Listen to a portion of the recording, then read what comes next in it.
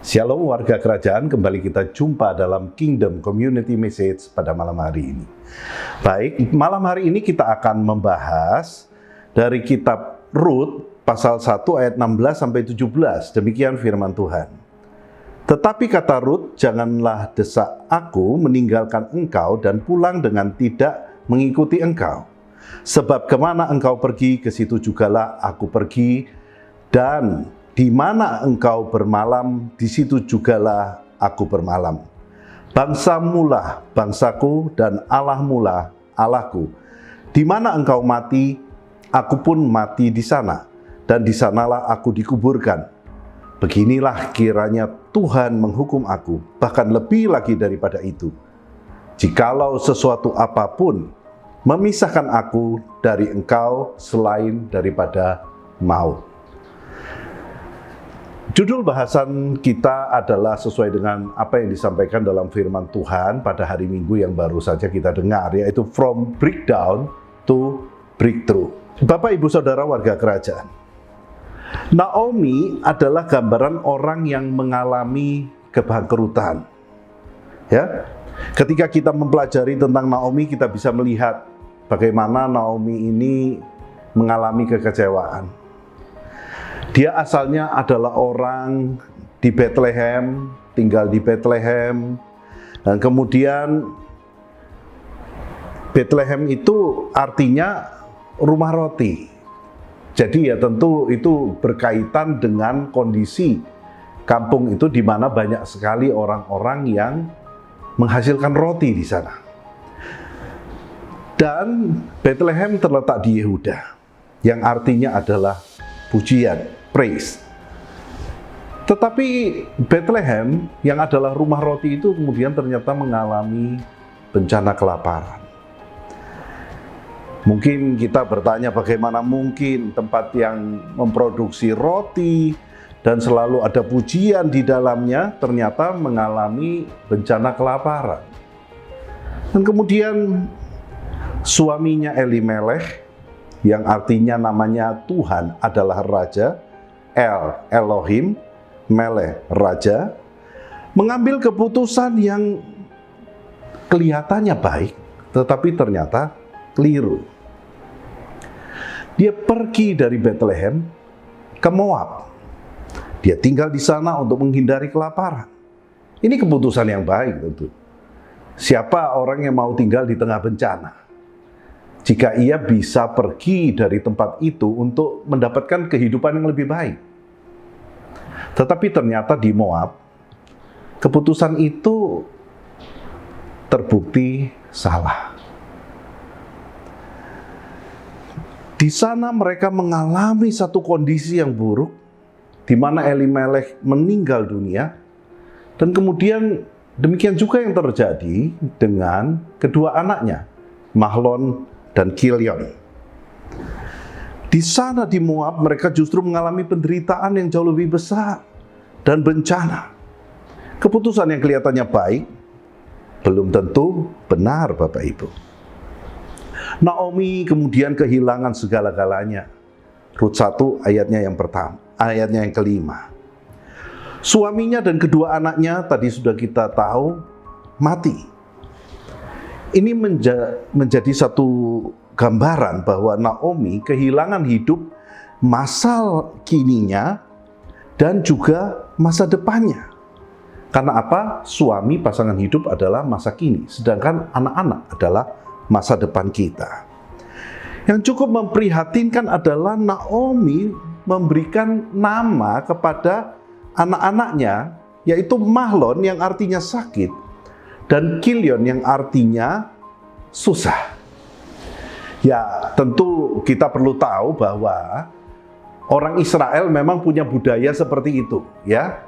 Jadi kalau anaknya dilahirkan dalam satu situasi tertentu, dia akan menamai anaknya sesuai dengan situasi yang ada untuk mengenang kondisi yang dialami ketika kelahiran anaknya. Jadi saya yakin ini berkaitan dengan kelaparan yang menimpa Bethlehem. Dan kemudian mereka menamai anak itu Mahlon dan Kilion, ya, sakit dan susah.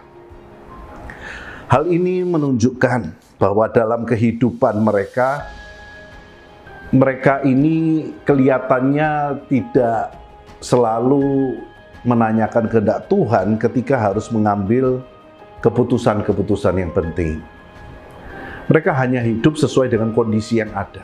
Mereka menamai anak-anaknya juga sesuai dengan kondisi yang ada, bukan dengan sebuah pengharapan akan sebuah kebaikan. Naomi bereaksi terhadap keadaannya dengan penuh kepahitan, seperti apa yang bisa kita baca dalam Rut 1 ayat 13 dan 20 dan 21. Nah, hal-hal inilah yang melatar belakangi kehidupan Naomi dan juga Rut yang menyertai dia. Kemudian ketika Naomi memutuskan, aku pulang saja ke kampung halamanku, dia menyuruh kedua menantunya untuk pulang juga, karena sudah nggak ada lagi anaknya yang akan menikah dengan Rut dan Orpa. Ada budaya di dalam kehidupan bangsa Israel dan orang Timur Tengah umumnya, kalau sampai anaknya meninggal, maka adik dari anak yang meninggal itu akan menjadi ganti dari kakaknya atau saudaranya yang lain. Demikian, ya. Sudah nggak ada lagi keturunan selanjutnya, jadi kemudian Naomi mengatakan kepada Rut dan Orpa, kalian pulang saja, kembali kepada Allah kalian, kembali kepada bangsa kalian. Itulah yang dilakukan oleh Naomi. Orpa akhirnya memutuskan untuk pulang, tetapi Rut memutuskan untuk tetap ikut dengan Naomi. Dari kehidupan Rut inilah kita belajar bagaimana breakdown berubah menjadi breakthrough. Ada 4 poin yang dibahas seperti apa yang sudah tentu kita dengar dalam ibadah hari Minggu yang baru lalu. Yang pertama adalah komitmen total. Agar bagaimana seorang yang mengalami breakdown bisa mengalami breakthrough. Seperti apa yang ditampilkan oleh Rut. Kita tahu ya, kalau ada misalnya kekayaan dimiliki oleh Naomi, mungkin komitmen Rut untuk menjadi pengikut yang setia kepada Naomi itu sesuatu yang wajar. Tetapi yang terjadi justru sebaliknya. Kita tahu Naomi ini bangkrut total. Tetapi Rut menyatakan komitmennya untuk tetap mengiringi dan bersama dengan Naomi.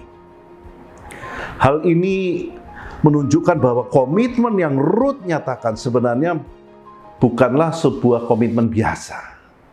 Tetapi bagaimana ini komitmen yang menjadi gambaran tentang komitmen tentang orang-orang yang mengikut Allah. Bagaimana kita perlu punya komitmen total dalam mengikuti Tuhan. Waktu kondisi enak, kita ikut Tuhan. Waktu kondisi tidak enak, kita tetap ikut Tuhan. Kita setia kepadanya.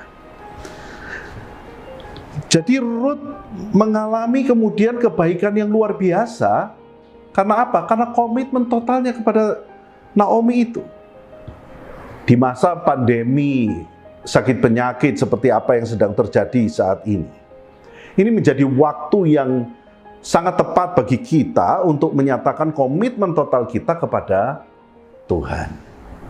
Ya, sehingga sekalipun semua berjalan mungkin tidak menyenangkan, kita ibadah saja ibadah online ya.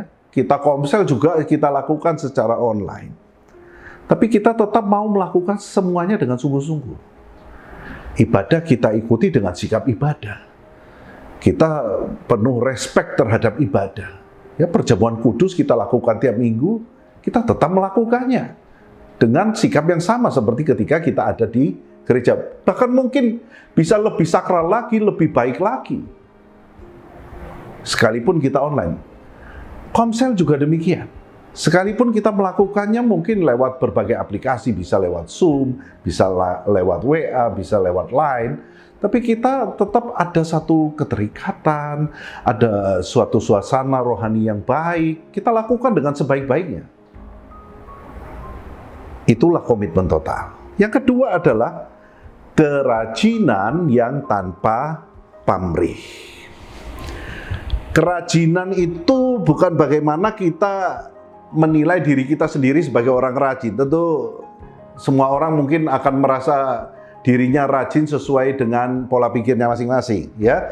Tetapi bagaimana orang lain menilai kehidupan kita?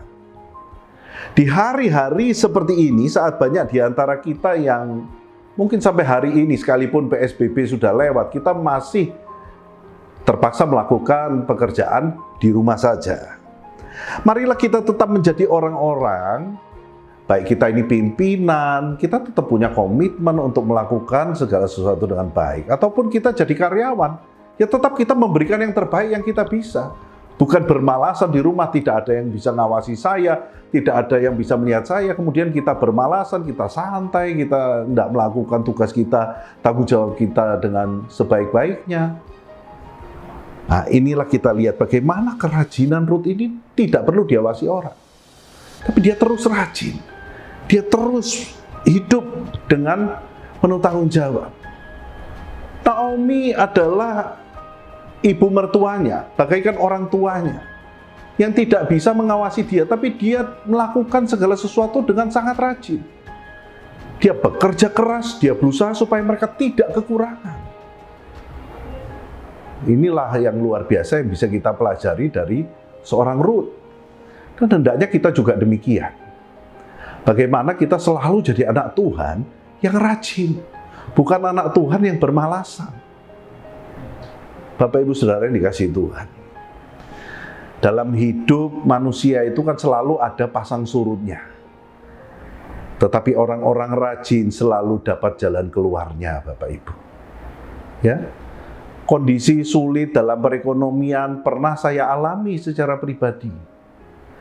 Bagaimana dulu saya hidup sebagai seorang kontraktor sebelum saya jadi hamba Tuhan sepenuh waktu seperti sekarang.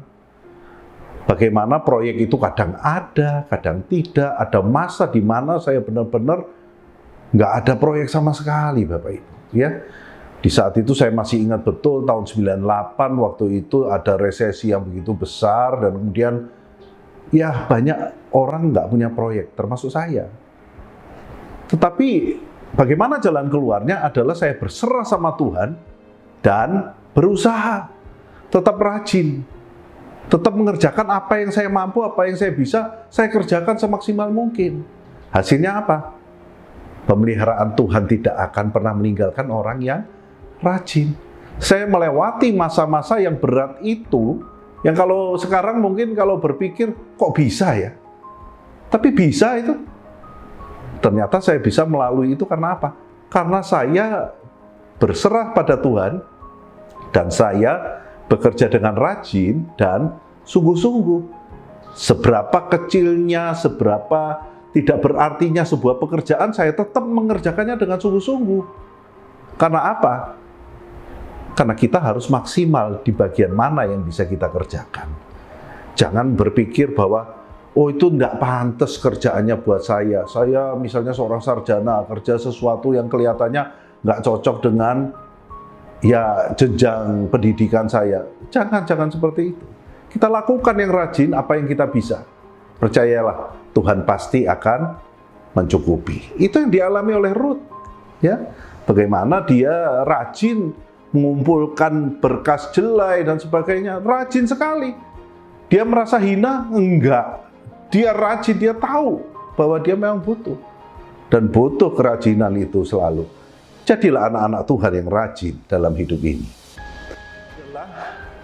Hidup dalam ketaatan.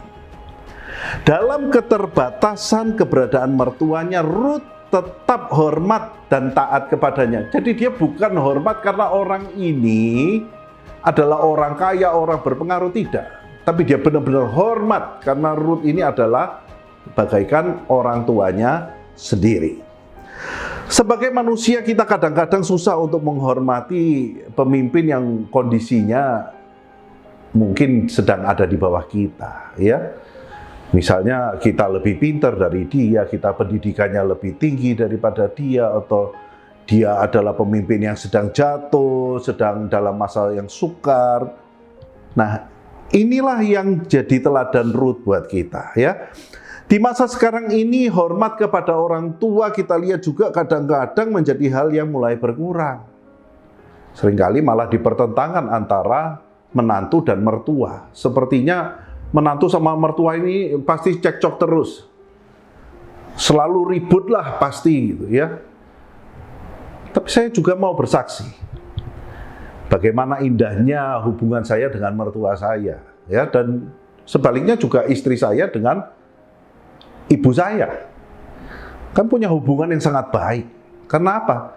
Pada dasarnya ketika kami menikah, saya juga punya komitmen dengan istri bahwa setelah menikah, orang tuamu adalah orang tuaku.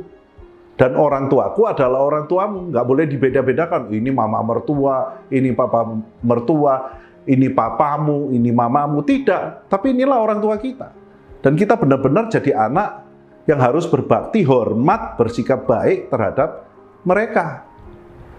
Dan itulah resepnya kenapa hubungan, ya boleh dicek bagaimana hubungan saya dan istri terhadap mertua masing-masing itu berjalan dengan baik. Nggak ada bedanya antara orang tua sendiri dengan mertua. Hubungan kami sangat-sangat baik, ya. Jadi ketika Ruth tahu bagaimana menghormati otoritas yang Tuhan taruh di atasnya, inilah kunci untuk mengalami breakthrough. Ini juga perlu kita lakukan dalam hidup kita sehari-hari, di tempat kerja, di tempat ibadah. Ketika Tuhan taruh otoritas di atas kita, kita harus bersikap hormat, menunjukkan ketaatan.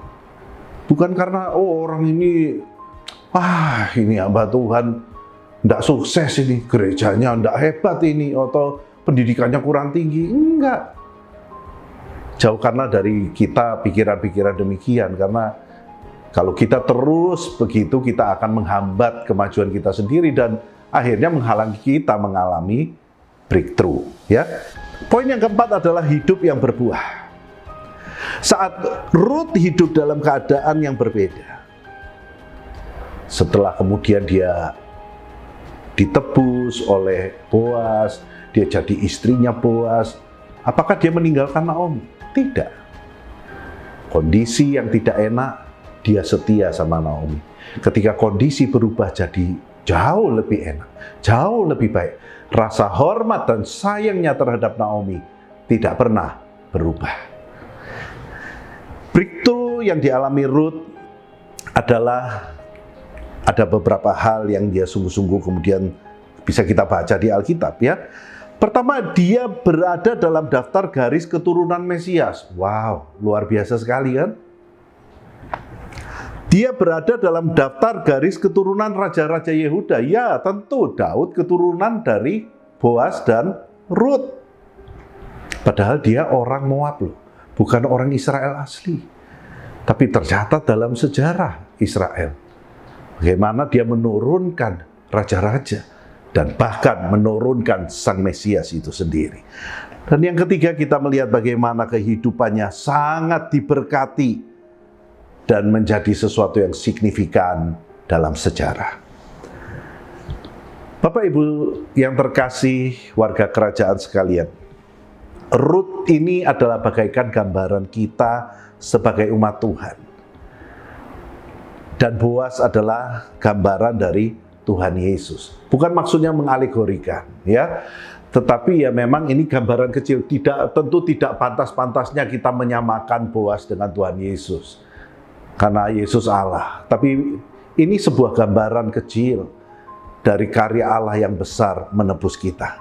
Boas menebus Ruth adalah bagaikan Yesus Kristus Tuhan telah menebus kita. Marilah kita bersama mengerti dan percaya bahwa breakthrough adalah satu kerinduan Tuhan bagi setiap kita, anak-anaknya, untuk dapat kita alami. Alamilah breakthrough bersama-sama dengan Tuhan. Ada beberapa bagian yang perlu kita diskusikan, ya. Ya, ambil waktu sekitar 10-15 menit untuk komsal kita, yaitu yang ada 3 poin, ya. Bagaimana sikap kita seharusnya ketika kita mengalami hal-hal yang tidak menyenangkan secara bertubi-tubi dalam kehidupan kita.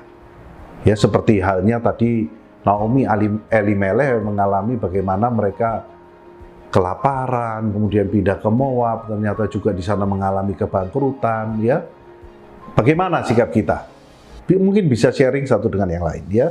Kemudian yang kedua, apakah kita pernah mengalami breakthrough dalam kehidupan kita? Bagaimana Tuhan memelihara, bagaimana Tuhan bahkan lewat masalah, lewat breakdown, lewat masa-masa yang sukar, justru sedang mengupgrade kita, ya. Sharingkan semua ini secara singkat. Juga yang ketiga, setelah kita belajar dari kehidupan Ruth, komitmen apa yang bisa kita bangun supaya kita mengalami breakthrough yang sejati dari Tuhan dalam kehidupan kita. Ya, selamat komsel dan melakukan komsal.